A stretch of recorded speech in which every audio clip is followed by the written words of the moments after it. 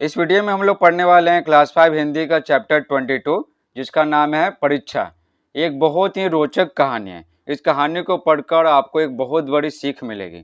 तो चलिए बिना समय गवाए वीडियो को स्टार्ट करते हैं। आचार्य चरक आयुर्वेद के एक महान जानकार थे। आयुर्वेद क्या होता? आयुर्वेद इलाज करने का एक पद्धति है, ठीक है ना। आयुर्वेद एक इलाज करने का पद्धति है। इसमें जड़ी बूटियों के सहायता से दवाइयाँ बनाई जाती है और उन दवाइयों से बीमार लोगों का इलाज किया जाता है। समझ गए आयुर्वेद क्या होता है? तो आयुर्वेद के महान जानकार कौन थे? आचार्य चरक। घने जंगल में उनका आश्रम था। पहले आश्रम होता था, जैसे अभी हॉस्टल होता है ना, उसी तरह आश्रम होता था। स्टूडेंट सब जाते थे उनके यहाँ रहते थे, खाते थे, ठीक है। मतलब जो भी हॉस्टल में रहता ना, जैसे परिवार से दूर, बस उसी तरह रहते थे। तो वही था उनका आश्रम। हर साल बहुत सारे विद्यार्थी उनके आश्रम में आयुर्वेद व जड़ी बूटियों का ज्ञान प्राप्त करने आते थे, ठीक है। आयुर्वेद मतलब क्या ना, जड़ी बूटियों की सहायता से इलाज किया जाएगा, ठीक है। समझिए कि एक डॉक्टर बन रहे हैं और एक कोई बहुत सारा है ना, बहुत सारे लोग बस नॉर्मल जानकारी प्राप्त करने के लिए आते थे, ठीक है, जड़ी बूटियों का ज्ञान। जैसे कोई बीमारी ठीक नहीं हो रहा है, ठीक है, जैसे मान लेते हैं कि हम और आप सामान्य व्यक्ति हैं, ठीक है। मान लेते हैं कि कोई बीमार पड़ गया तो इलाज नहीं हो पा रहा है, तो उनके पास जाएंगे। तो हम सब तो पढ़ने तो नहीं जा रहे हैं, ठीक है, बस खाली जानकारी प्राप्त करने जा रहे हैं जड़ी बूटी का। तो वैसे लोग भी आते थे उनके पास, एक तो पढ़ने वाले स्टूडेंट और दूसरा नॉर्मल लोग जिनको बस जानकारी चाहिए। वे प्रत्येक दिन शिष्यों को वनस्पतियों के बारे में जानकारी देते थे। वनस्पतियों मतलब क्या? पेड़ पौधे, ठीक है, पेड़ पौधे जिसकी सहायता से इलाज किया जाएगा।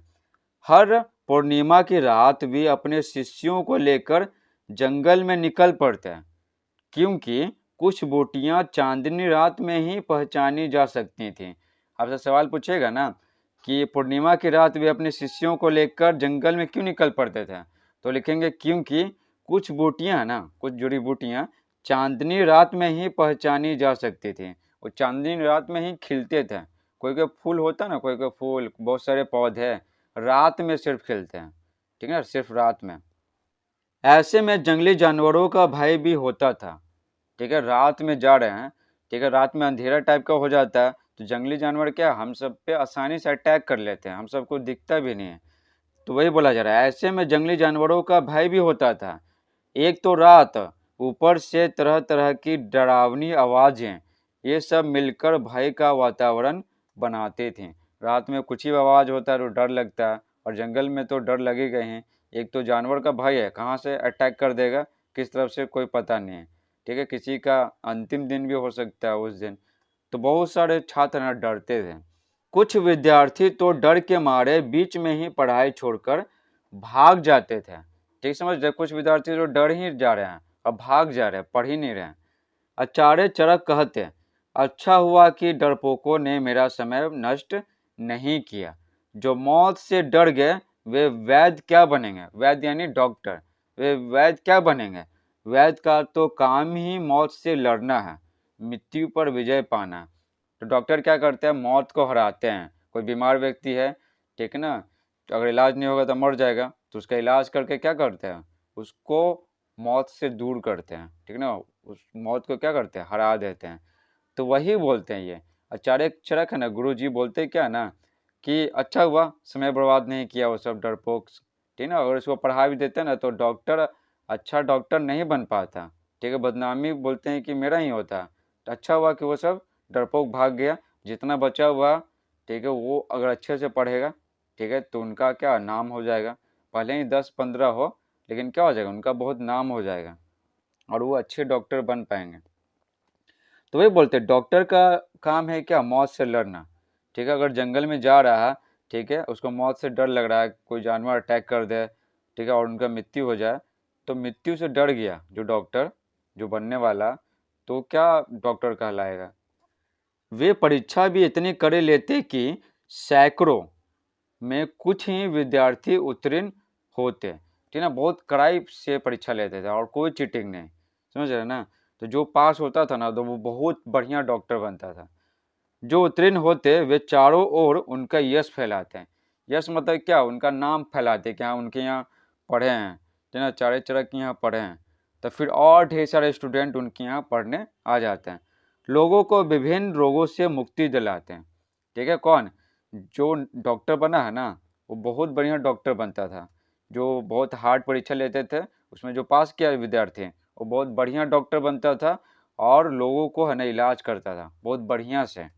आचार्य चरक ने एक बार की परीक्षा में अपने विद्यार्थियों से कहा, ठीक है, एक बार परीक्षा लिए ना, तो क्या बोले, मैं तुम्हें 30 दिन का समय देता हूँ। 30 दिन यानी 1 महीना। इन 30 दिनों में तुम्हें सारे जंगल छान मारने होंगे और उन जड़ी बूटियों को लाना होगा जिनका आयुर्वेद में कोई उपयोग नहीं होता। तो बेसिकली यही कहते हैं ना कि तुम सभी को 30 दिन का समय देते हैं। इन 30 दिनों के अंदर तुम्हें वैसी जड़ी बूटियां लाना है, यानी वैसे पौधे लाना, वैसे पौधा का पत्ता लाना, इस तरह से, ठीक है, जिसका आयुर्वेद में यानी क्या रोगों के इलाज में उपयोग नहीं होता, एकदम बेकार हो। ठीक, क्या ये परीक्षा लिया जा रहा है, पहले अच्छे से पढ़ा दिए, ठीक ना, वो अच्छे से पढ़ा दिए, सभी विद्यार्थियों को समान पढ़ा दिया, अब बोल रहे हैं कि अब टेस्ट लेंगे, परीक्षा लेंगे।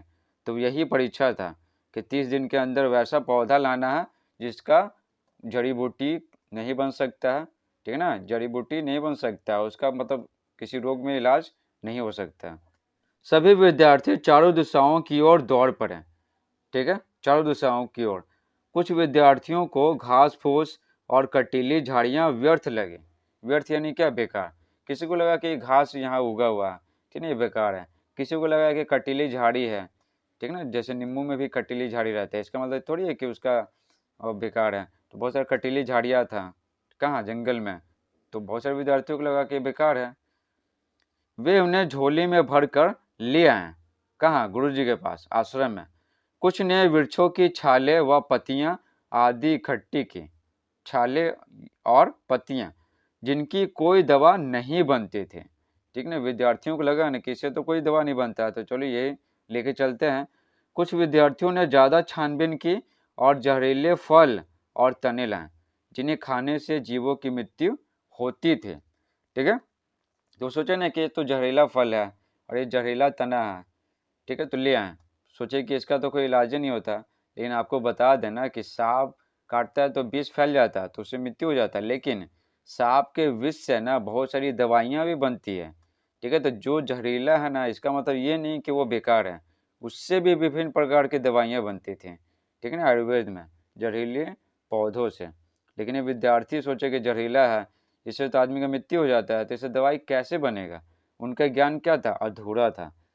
कुछ अधिक परिश्रमी शिष्यों ने जड़ें भी खोदकर इकट्ठी कर लें, ठीक है, तना कबाड़ लिए हैं या फिर फल ले लिए हैं, तो इसमें कम मेहनत लगता है, लेकिन ज़मीन से है ना, ज़मीन को खोद करके जड़ निकालना, ठीक है, कठिन है। तो इतना मेहनत किए कुछ विद्यार्थी, ठीक है, और लेके आए। आगे क्या बोला जा रहा है, 20 दिन के बाद सभी शिष्यों ने अपनी अपनी जमा की गई जड़ी बूटियां दिखाई। 20 दिन के बाद, ठीक है, कितना टाइम दिए थे, 30 दिन। चरक यानी क्या, उनके गुरुजी, चरक ने सभी की लाई चीजें देखी पर वे संतुष्ट नहीं हुए। वो बोले ना कि ये सबका इस्तेमाल है, जो तुम सब लाए हो ना, चाहे जहरीला फल लाए हो, चाहे जहरीला तना लाए हो, कटीली झाड़ी, घास फूस, वृक्ष की छाल, पत्तियां, ये सब जो लाए हो ना, सबका कुछ न कुछ इस्तेमाल है, किसी न किसी रोग में ये सब उपयोगी हैं। वो बोले, कौन, आचार्य चरक गुरुजी बोले ना कि ये सब बेकार नहीं है, बस क्या अंतर क्या ना, सिर्फ तुम सबका नॉलेज कम है, तुम सब ठीक से पढ़ाई नहीं किए हो, लेकिन अगर पढ़ाई करते तो तुम्हें पता होता है कि कोई भी चीज़ यहाँ बेकार नहीं है, ठीक है, सभी पौधे किसी न किसी बीमारी में काम आते हैं। बस फ़र्क क्या है, इन पौधों के बारे में तुमको क्या जानकारी प्राप्त नहीं है, इसलिए तुमको लग रहा है कि वो ये सब पौधे क्या है, बेकार हैं। 29वें दिन, ठीक है, 30 दिन का समय दिया गया था ना, हाँ, तो 29वां दिन, 29वें दिन तक केवल एक को छोड़कर सभी शिष्य लौटा। सिर्फ एक नहीं लौटा, वो अभी जंगल में ही है, ढूंढ रहा है पौधा, वैसा पौधा जो क्या बेकार हो। सभी कुछ ना कुछ बिनकर लाए थे, बिनकर यानी क्या, चुनकर, ठीक है। अंतिम शिष्य 30वें दिन लौटा, ठीक है, अब देख लिया कि आज तो अंतिम दिन है, तो लौटा, वह भी खाली हाथ, ठीक है, उसको ऐसा पौधा मिला ही नहीं जो बेकार हो। वह एक भी वनस्पति नहीं ला पाया था, ठीक है, उसे देख सारे शिष्य हर्ष पड़े। वो सोचे ना सभी शिष्य कि ये सब क्या 30 दिन ढूंढा, इसको एक भी पौधा नहीं मिला जंगल में, जंगल में इतना सारा पौधा है, पेड़ है, कुछ तो मिला होगा जो बेकार हो।